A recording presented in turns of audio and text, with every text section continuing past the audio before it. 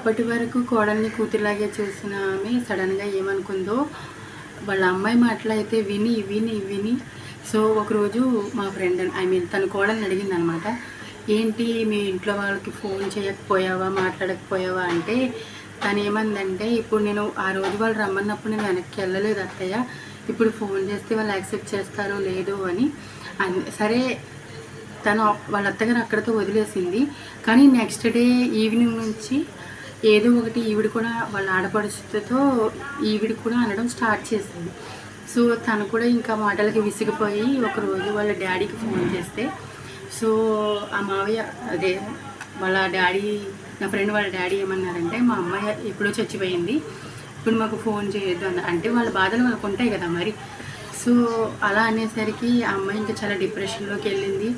అయితే ఇదంతా ఒకరోజు వాళ్ళ హస్బెండ్కి చెప్పింది.